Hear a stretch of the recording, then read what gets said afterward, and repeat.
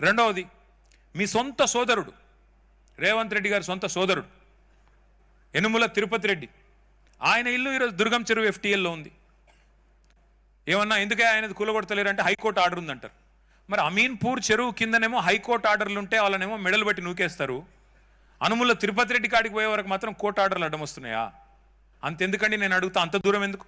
ఇక్కడ మనం హిమాయత్ సాగర్లో ఉన్నాం, కావాలంటే కెమెరాలతో మా దగ్గర రండి. ఇప్పుడు ఇక పక్కనే ఉన్నాయి పొంగులేటి శ్రీనివాసరెడ్డి ఇల్లు. చెరువు ఎక్కడుంది, ఆయన ఇల్లు ఎక్కడుంది చూసొద్దామా?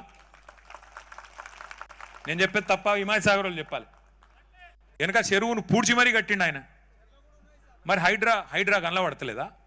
అంతెందుకు ఇప్పుడు హిమాయత్ సాగర్ గిన్నె ఉంది కదా, అందులో నట్ట నడుమన పట్నం మహేందర్ రెడ్డిది గెస్ట్ హౌస్ ఉన్నది. చూద్దామా పోయి?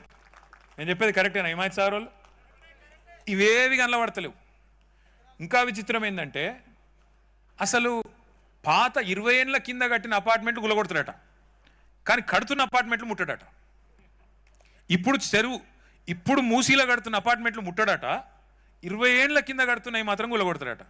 ఏమనాలి నేను? నాకు అర్థం కాక అడుగుతా. అగో వివేక్ ఇంకో మంత్రి వివేక్ వెంకటస్వామి గారి ఇల్లు కూడా ఇళ్ళనే ఉంది చెర్ల. KVP రామచంద్రరావు ఇల్లు గిల్లనే ఉంది. అన్ని చెర్లనే ఉన్నాయి. వీళ్ళెవ్వరు కూడా పేదవాళ్ళు కాదు, మధ్యతరగతి ప్రజలు కాదు, అందరూ ప్రముఖ రాజకీయ నాయకులు, కాంగ్రెస్ నాయకులు. కానీ వాళ్ళ ఇల్లు మాత్రం ఏ అధికారి ముట్టడు, వాళ్ళకి ఏ బఫర్ జోన్ ఉండదు, ఏ FTL వర్తించదు, ఏ సహజ న్యాయ సూత్రాలు వీళ్లకు మాత్రం వర్తించవు.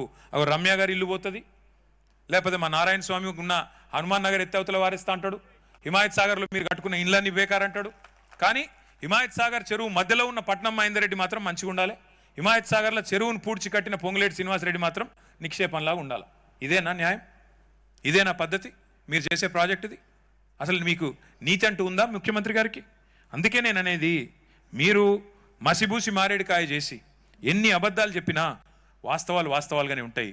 చూడండి, ఆ రోజు మేము చేసింది మొత్తం చెత్త అంతా సాఫ్ చేసి తర్వాత ఏం చేసినామంటే చూడండి, మూసీలో క్లీనప్ చేసి ఎక్కడికక్కడ వాక్వేస్ నిర్మాణం చేసి కింద లైటింగ్ పెట్టి పక్కది మొత్తం ఫినిష్ అయిపోయిన తర్వాత చేసింది లైటింగ్ పెట్టి నీట్గా దీన్ని అట్లా మార్చినాం.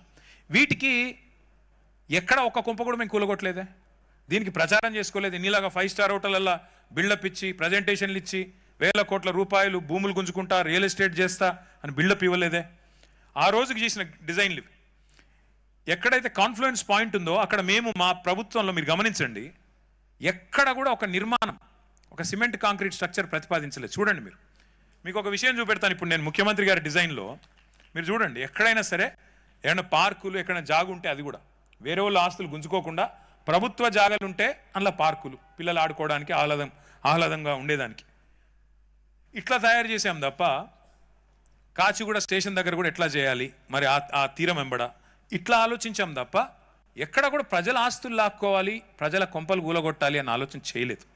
దాంతోపాటు ఇవన్నీ ఇంటర్నేషనల్ డిజైన్స్ ఆ రోజు చేయించినాయి. మీరు గమనించండి జాగ్రత్తగా, చుట్టుపక్కల ఎక్కడ కూడా వేటిని కూడా డిస్టర్బ్ చేయలేదు మేము.